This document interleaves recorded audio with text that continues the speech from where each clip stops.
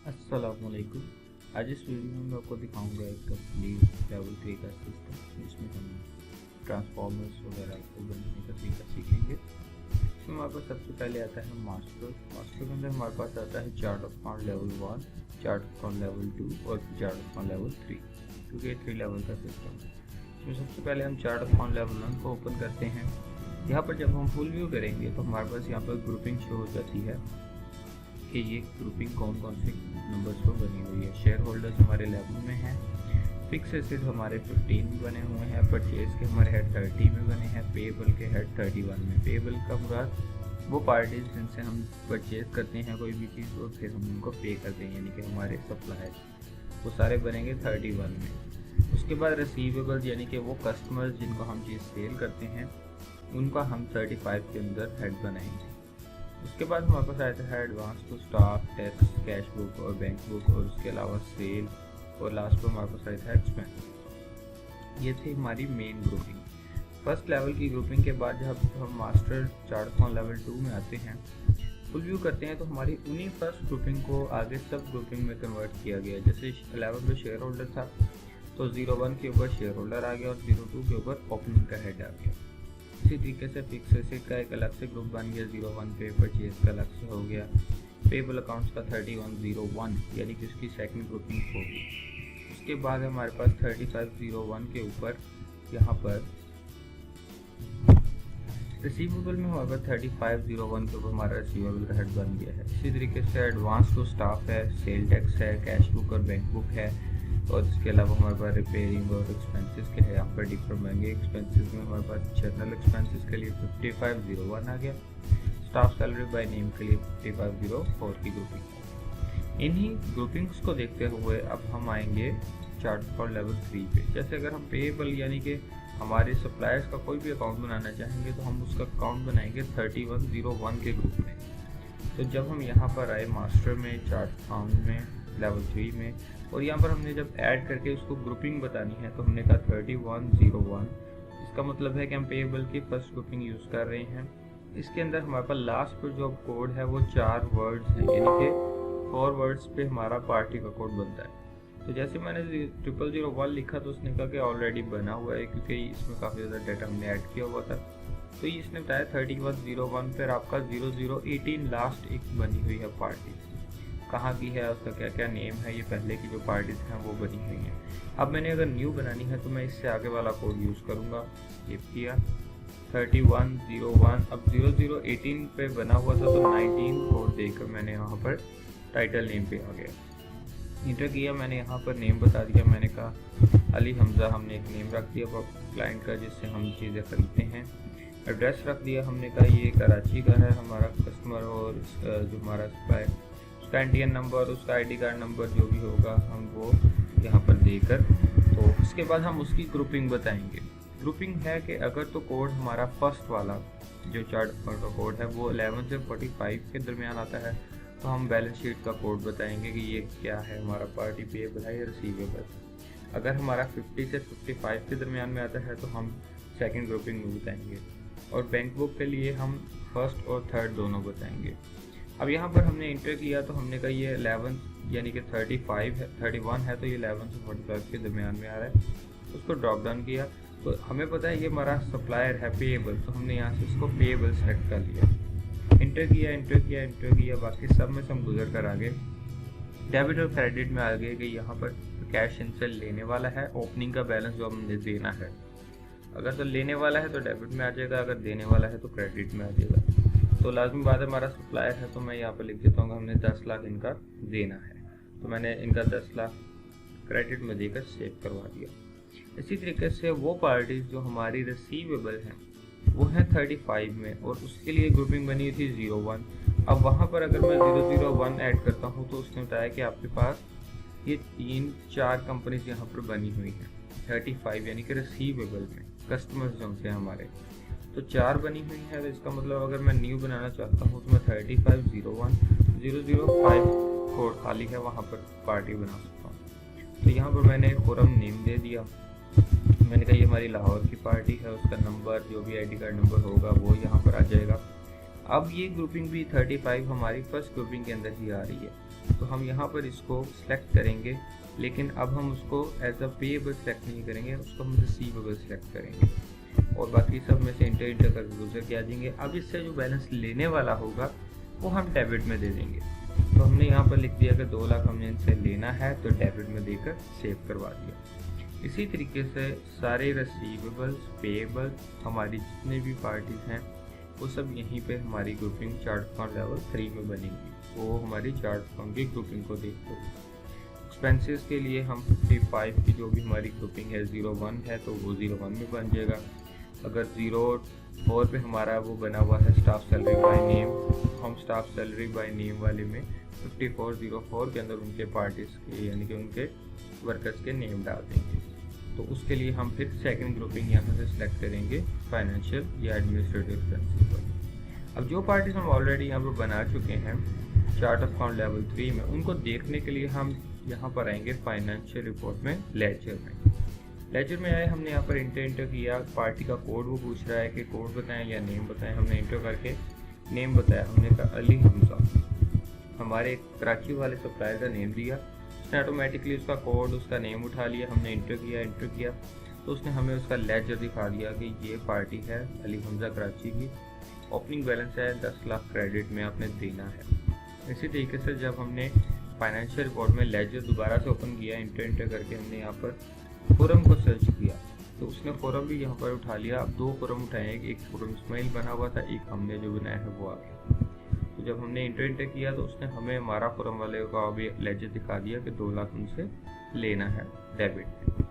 अब पार्टी से जब भी कैश लेंगे या देंगे तो वो हमारी कैश बुक पे इफेक्ट लाजमी करेगा हमारे रोजनामचा पे। जब मैंने यहाँ पर कैश बुक ओपन की जो कि हमारे पास ऑलरेडी बनी थी तो उसके अंदर कोई बैलेंस इसने शो नहीं करवाया।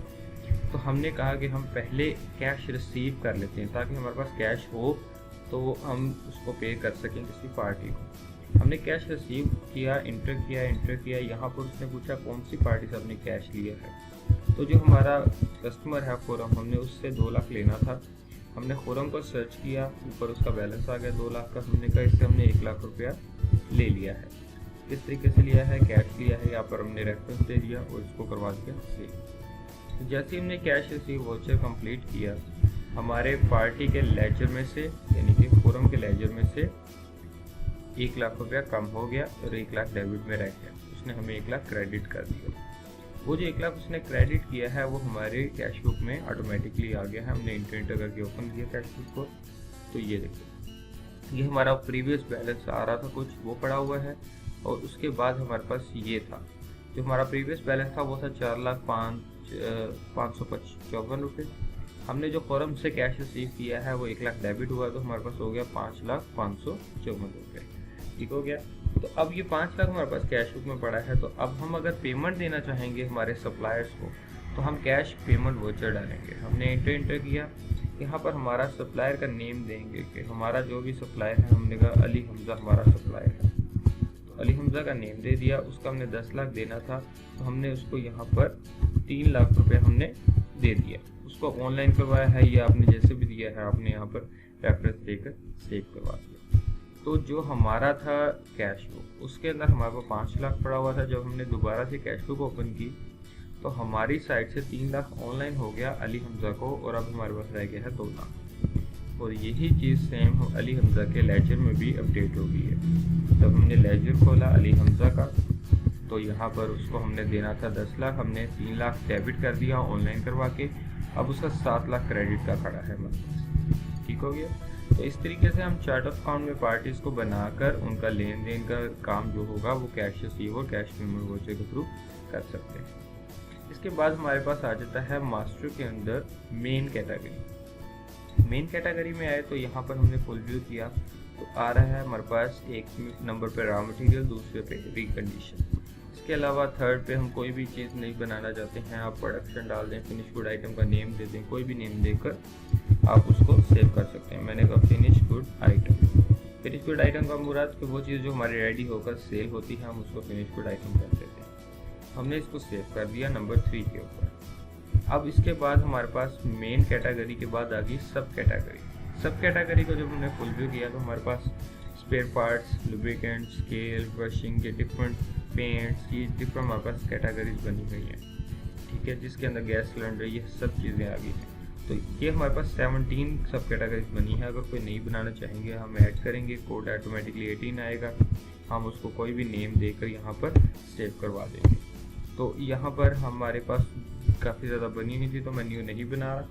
अब मेन बात आती है आइटम प्रोफाइल, कि वो प्रोडक्ट्स जो हमारी रॉ मटेरियल में यूज़ होती हैं या हमारी फिनिश गुड जो बनकर सेल होती हैं सिस्टम के अंदर, वो भी ऐड करनी होती है। तो जब हमने आइटम प्रोफाइल को ओपन किया तो यहाँ पर हम ऐड करके वो आइटम्स बनाते हैं। जैसे अगर मैंने फुल व्यू किया तो हमारे पास जो आइटम्स ऑलरेडी बनी हुई हैं 83 आइटम्स, उनमें रॉ मटेरियल में कैटेगरी बुशिंग के अंदर ये आइटम है हमारे पास LT बुशिंग टॉप 200, उसकी परचेज रेट, सेल रेट और रीऑर्डर यहाँ पर लगे हुए हैं।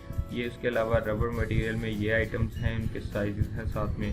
उसके बाद MS प्रोडक्ट में ये हैं चीज़ें। इसके अलावा ये इंसुलेशन पेपर वगैरह वगैरह डिफरेंट कैटेगरीज के अंदर, लुब्रिकेंट्स के अंदर ये ऑयल बना हुआ है। तो ये डिफरेंट हमारे पास आइटम्स यहाँ पर ऑलरेडी बनी हुई हैं। अगर हम नई आइटम बनाना चाहते हैं तो हम ऐड करेंगे।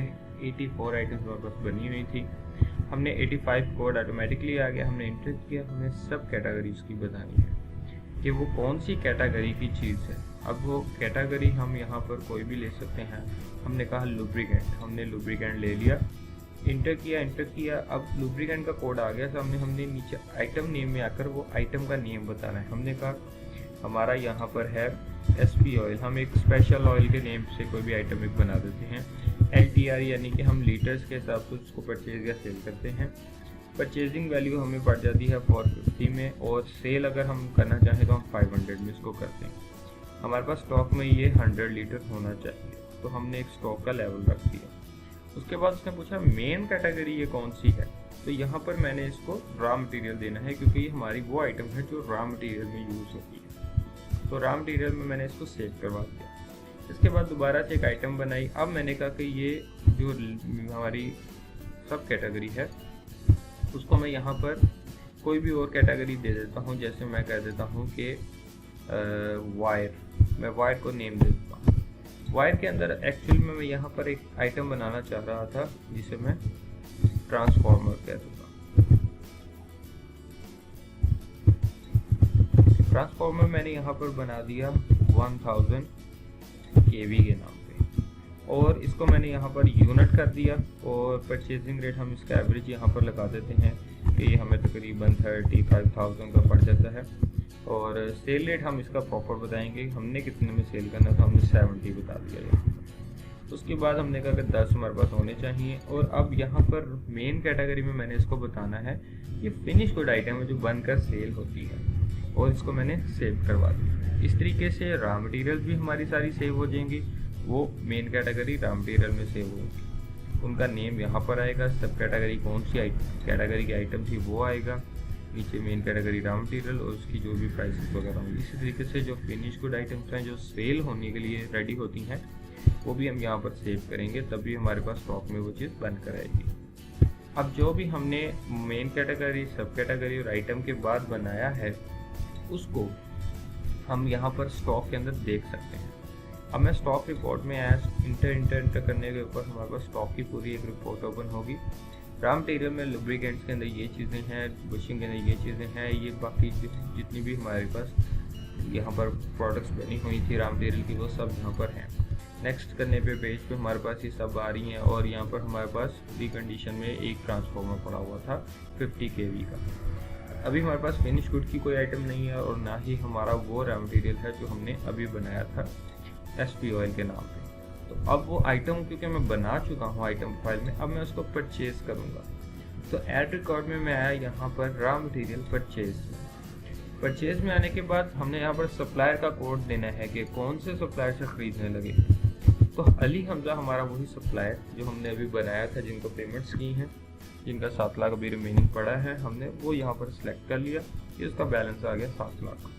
उसके बाद हमने कहा कि हम इससे परचेज का मेन कोड देकर क्या खरीदने लगे हैं, SP ऑयल मैंने कहा यहाँ पर हम खरीदने लगे हैं, वही प्रोडक्ट जो हमने अभी पीछे बनाई थी। उसने पूछा कितनी क्वांटिटी आप खरीद रहे हैं, तो मैंने कहा मैं यहाँ पर 600 लीटर्स खरीद रहा हूँ। 500 के रेट के हिसाब से 3 लाख का बनेगा और इस पर कोई डिस्काउंट नहीं है। और जैसे इसको सेव किया 3 लाख का लेजर उस पार्टी के लेजर में ऐड हो जाएगा और ये 600 लीटर हमारे स्टॉक में आ जाएगा। जब हमने यहाँ पर स्टॉक रिपोर्ट खोली, स्टॉक इन हैंड खोला, तो हमारे पास रॉ मटेरियल में लुब्रिकेंट कैटेगरी के अंदर एसपी ऑयल 500 यहाँ पर 600 लीटर्स में आ गया। ठीक हो गया, 3 लाख का। अब यही 3 लाख जो सा है वो लेजर में जब हम जाकर अली का लेजर देखेंगे तो वो उसके लेजर में ऑटोमेटिकली ऐड हो जाएगा। 7 लाख हमने देना था उनका, 3 लाख का एसपी ऑयल खरीदा हमने और ये 10 लाख वापस उनका हो गया देने वाला।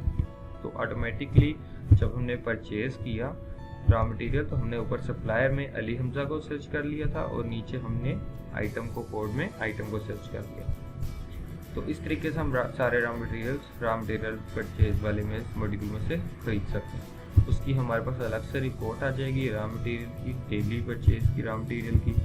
यहाँ पर आप इंटर करेंगे तो ये आपको ओवरऑल पूरी दिखा देगा क्या क्या प्रोडक्ट्स आपने कब कब खरीदी हैं।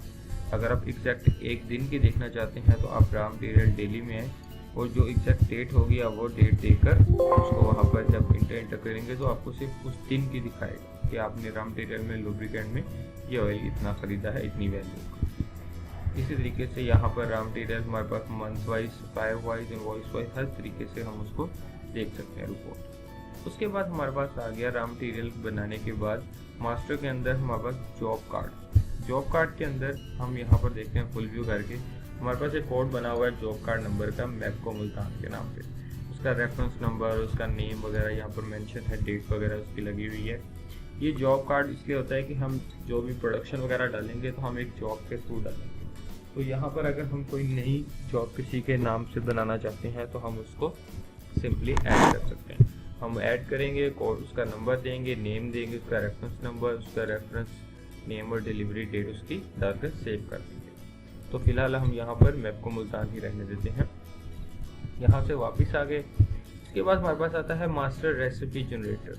रेसिपी जनरेटर क्या करता है कि जो फिनिश गुड की आइटम होती है, यानी कि वो चीज़ जो सेल होगी उसके अंदर कौन कौन से रॉ मटेरियल यूज़ होते हैं वो हम यहाँ पर रेसिपी के अंदर बताते हैं।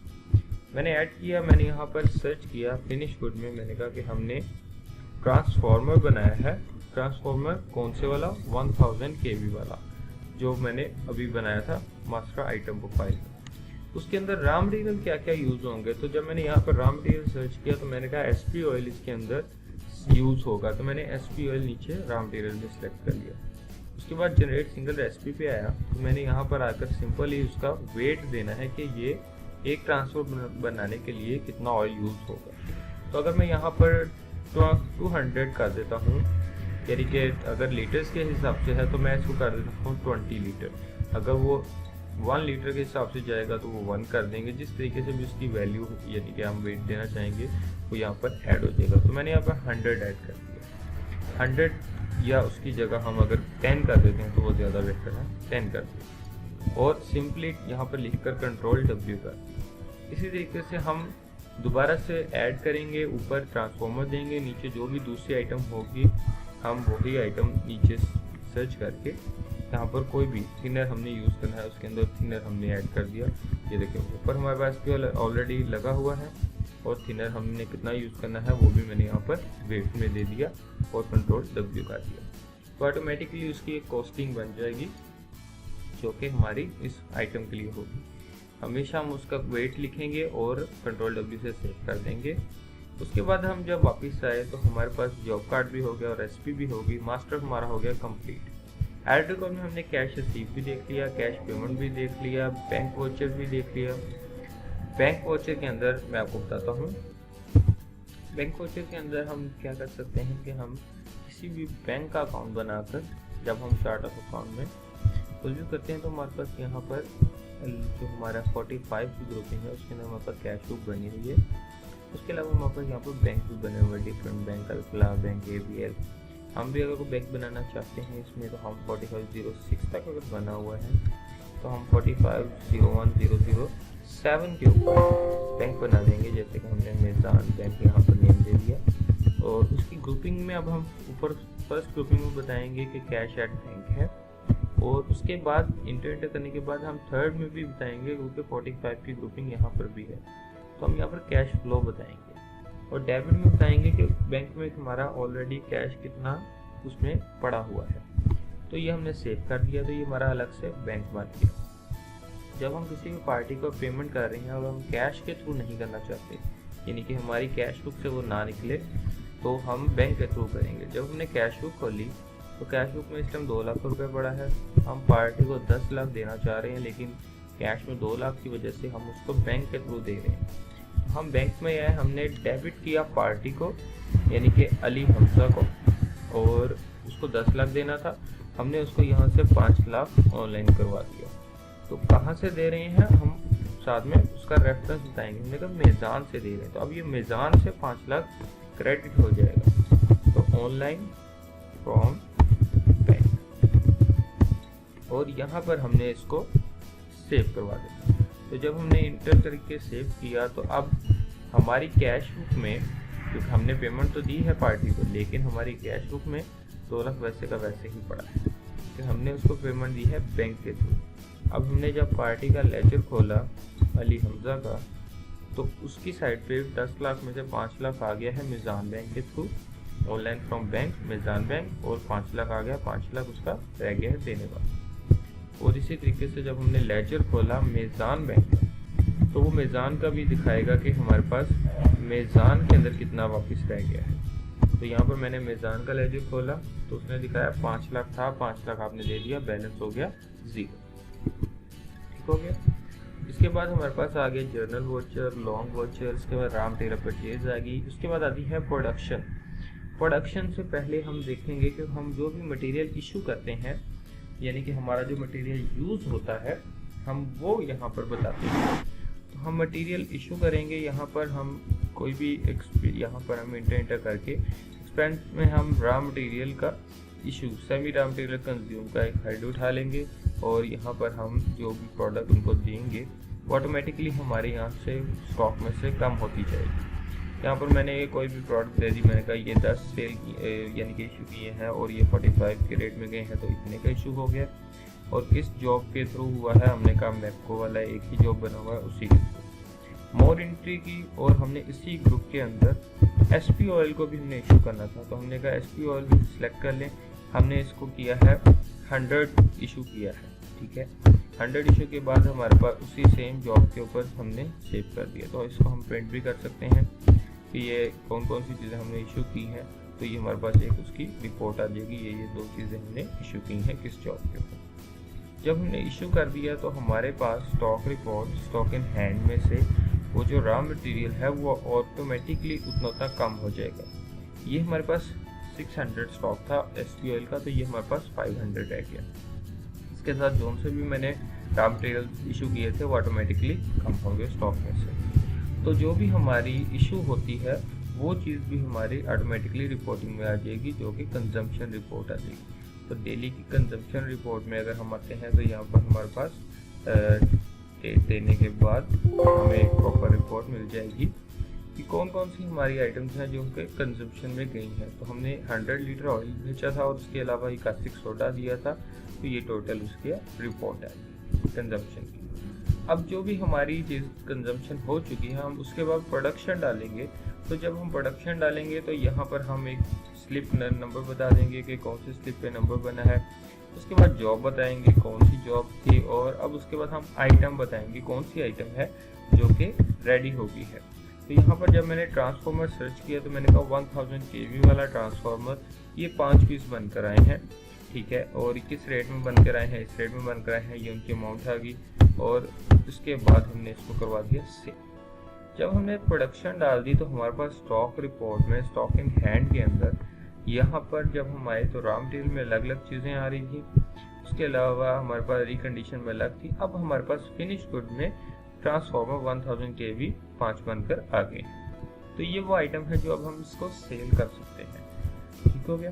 तो उसके लिए हम आते हैं सेल टैक्स इनवॉइस में। इसके अंदर हमारे पास सेल इनपुट इनवॉइस भी आ जाती है और उसके अलावा आउटपुट भी आती है। अब हम इनपुट में आए तो यहाँ पर हमने, हमारे पास आ गई पार्टी, तो हमने यहाँ पर बताया पार्टी कौन सी है जिसको हम सेल कर रहे हैं, तो हमने फोरम सेलेक्ट कर लिया। हमारा रिसीवेबल कस्टमर तो फोरम ही था, हमने बनाया।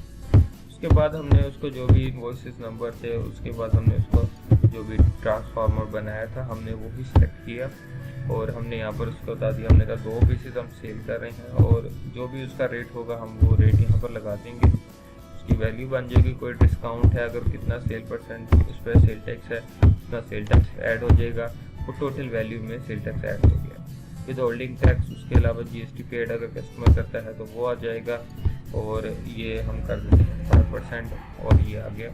इंटर किया सेव करवा दें तो ये हमारा बिल बन गया। इसको हम प्रिंट करके यहाँ पर देख भी सकते हैं। तो हमने बिल का नंबर वैसे वहाँ पर 0 रखा था तो हमारे पास यहाँ पर ये बिल कोई पुराने वाला ही आया है क्योंकि हमने बिल बनाते हुए उसका बिल नंबर 0 कर दिया। तो दोबारा से हम आए, हमने इनपुट किया, हम यहाँ पर आए, हमने कस्टमर दोबारा से फोरम ले लिया और ये इनवॉइस नंबर हमने असल में 0 कर दिया तो इसको 4 कर दिया। अब हमारे पास ट्रांसफॉर्मर ऑलरेडी हम 2 सेल कर चुके हैं और अब ये मैंने एक को सिलेक्ट किया और एक इसमें सिलेक्ट कर दिया जिसको मैंने अपने की वैल्यू दे दी, उसके ऊपर GST बिल लगा दी और उसके अलावा 5% ये भी लगा दिया और ये सेव कर दिया। अब जब मैं इसको प्रिंट करूँगा तो ये हमें बिल दिखाएगा प्रॉपर इनवॉइस नंबर के हिसाब से।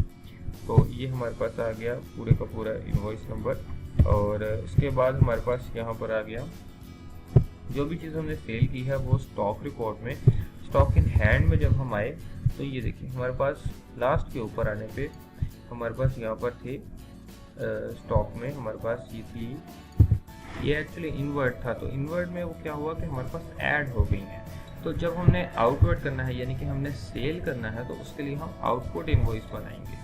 आउटपुट में आए तो हमने यहाँ पर पार्टी सिलेक्ट कर ली, हमने यहाँ पर कोई भी एक रैंडम 35 की पार्टी सिलेक्ट कर ली, आमिर सारी सिलेक्ट कर ली और इसके अलावा हमने जो भी डिटेल थी वो डिटेल यहाँ पर कर दी फिक्स। उसके बाद हम टैप करके आगे यहाँ पर आकर हमने अब यहाँ पर ऑर्डर दिया कि हमने कौन सी आइटम हमने सेल करनी है, हमने कहा ट्रांसफ़र। अब उसने पूछा कि कितनी क्वांटिटी, हमारे पास 8 पड़े हैं, हमने यहाँ से 6 कर दिए तो 70,000 हमने ऑलरेडी इसकी बनाई थी वैल्यू, उसकी खुद ब खुद वैल्यू बन गई।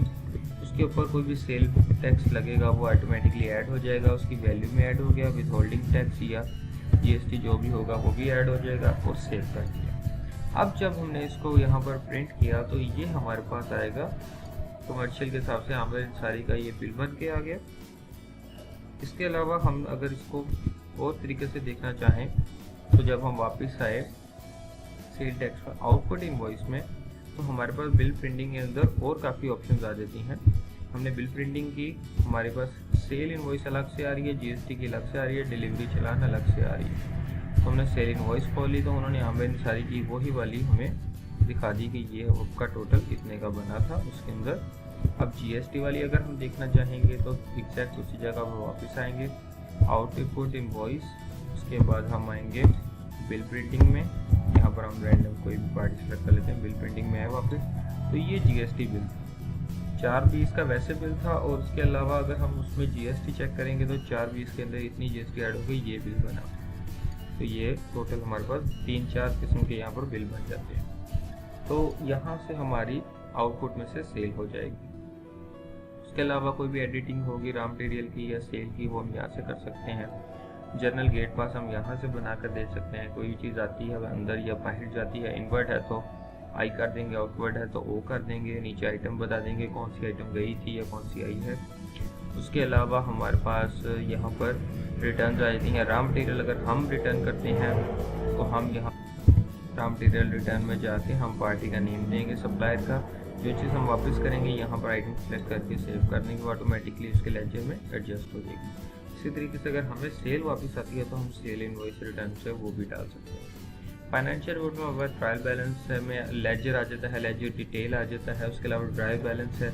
ट्रायल बैलेंस अगर मैं यहाँ पर लेवल 3 का ओपन करता हूँ तो ये मुझे पूरी डिटेल दे देगा, हमारे शेयर होल्डर्स कौन कौन से हैं, फिक्स एसेट क्या क्या है, परचेजिंग क्या क्या है, पेएबल पार्टीज कौन कौन सी हैं, किनको कितने कितने देने वाले हैं।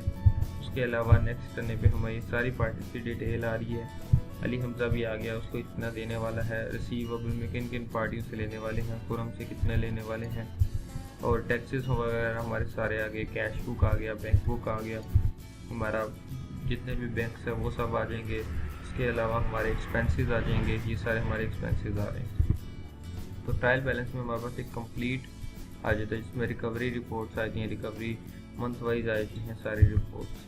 और उसके अलावा रॉ मटेरियल के अलग से रिपोर्ट्स हैं, कंजम्पशन यानी कि जब हम इशू करते हैं उसकी अलग से रिपोर्ट्स हैं, उसमें जॉब वाइज भी अलग से रिपोर्ट्स हैं क्योंकि हम वहाँ पर जॉब कार्ड देते थे। प्रोडक्शन की अलग से रिपोर्ट्स हैं, सेल की अलग से रिपोर्ट्स हैं। अब मैं प्रोडक्शन पे यहाँ पर आया, जब मैंने यहाँ पे प्रोडक्शन डाली तो हमारे पास जो जो चीज़ें रेडी हुई थी आज के दिन में वो हमें वो दिखा देगा।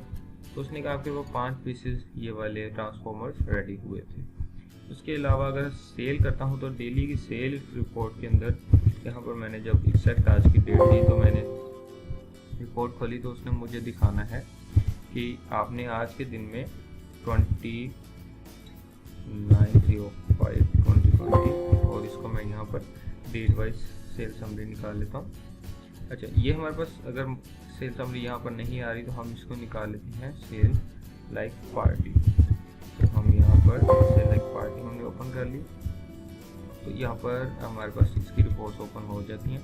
अभी फ़िलहाल हमारे पास इसमें रिपोर्ट नहीं ओपन हुई लेकिन हम इसमें हो जाती हैं। इसके अलावा जीएसटी की अलग से रिपोर्ट्स आई थी और एक्चुअली इसमें सेल की इसलिए रिपोर्ट नहीं आई क्योंकि हमने जीएसटी की रिपोर्ट में हमने वो बिल बनाया था। तो जब हम आउटपुट जीएसटी इनवॉइस में आएंगे तो ये हमारे पास यहाँ पर दिखाएगा कि आपने कौन सी बिल बनाया था, कौन सा नेम पे था, कितनी वैल्यू का। तो ये हमारे पास जीएसटी के अंदर उसकी रिपोर्ट्स आ रही है। स्टॉक हमारा ऑटोमेटिकली अपडेट हो जाता है उस हिसाब से। इसके अलावा हमारे पास यहाँ पर यूज़र राइट्स हैं, ईयर बिटवीन के ऑप्शन हैं और यहाँ पर हमारे पास बैकअप है। हम क्लिक करने पर हमारे पास बैकअप बन जाएगा। अगर कोई एंट्री हमारे से गलत हो जाती है, जैसे हम यहाँ पर अली हमजा का लेजर खोलते हैं तो कोई भी एंट्री हमसे अगर गलत होती है, हम उसको डिलीट करना चाहें तो हम उसके वोचर नंबर से उसको डिलीट कर सकते हैं। ये मेज़ान बैंक वाली जो इनवॉइस थी, मैं इसको अगर डिलीट करना चाहूँ इसका तो मैं इसका वोचर नंबर नोट करूँगा 1 वोचर का नंबर है, बी टाइप है, 29/5/2020 उसकी डेट है। ये 3 चीज़ें हमने नोट करनी है और इसको डिलीट के अंदर आकर ओके किया हमने। यहाँ पर हमने बताया टाइप थी बी, वोचर का नंबर था 1 और 29/5/2020 की डेट थी। इंटर किया, शो किया तो इसने वही ऑनलाइन फ्रॉम बैंक वाला वोचर उठाया। हमने सिंपल एस्केप किया और उसके बाद हमने इसको यहाँ पर टैब करके डिलीट कर दिया। तो हमारी साइड से ये वोचर डिलीट हो गया। हमने रीइंडेक्सिंग करके सब फाइल्स को एक दफ़ा अपडेट कर दिया। अब जब हमने दोबारा से लेजर ओपन किया अली हमजा का तो वो जो 5 लाख की इनवॉइस थी इसके लेजर में वो ऑटोमेटिकली ख़त्म हो गई। तो इस तरीके से हम वोचर नंबर के थ्रू सब एंट्रीज को भी डिलीट कर सकते हैं। इसके अलावा अगर कोई इन्फॉर्मेशन चाहिए हो तो आप दिए गए नीचे नंबर पर रब्ता कर सकते हैं। शुक्रिया।